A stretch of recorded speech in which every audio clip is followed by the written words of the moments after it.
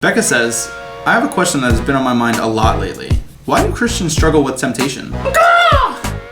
Becca, no one's gonna get that except for you. Becca's in my youth group, and so I actually know she comes every Tuesday. So that's that's what I call her. It's like a stupid bird call. Anyway, look, it's a great question. Why do Christians struggle with sin?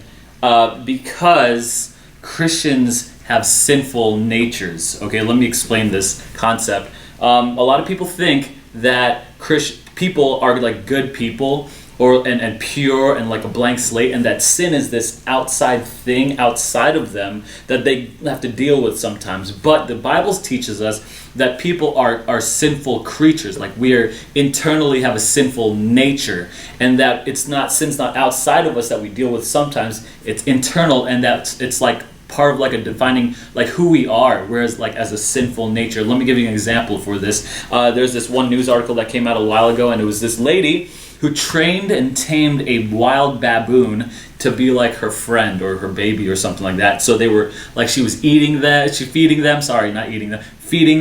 baboon. She was watching TV with the baboon, maybe having some glass of wine, candlelight dinner with a baboon. Like the baboon had like little baboon diapers or whatever. Like he acted like a human, like and it was kind of incredible like what she did. Now, the news article came out, and I want to be sensitive to her because this is an actual news article. The baboon killed her, like ripped her face right off of her, and people were shocked. It's like a shocking thing, like what in the world? That's crazy. But then I'm like, is it that crazy? Because he's still a baboon.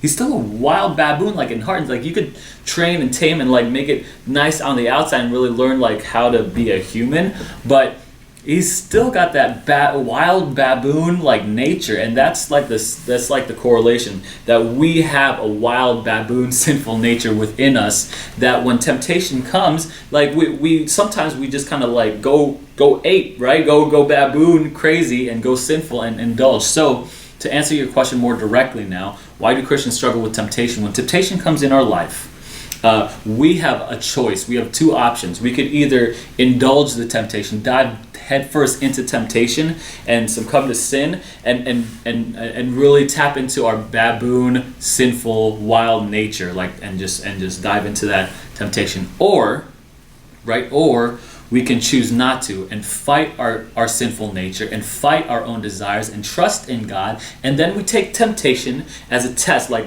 it's kind of like a test, and turn it on its head, and then use that temptation as a means and opportunity to glorify God instead of dive into temptation itself. And when we do that, we fight against our own selves and take temptation and turn it and reverse it all the way around and make it an opportunity to glorify God.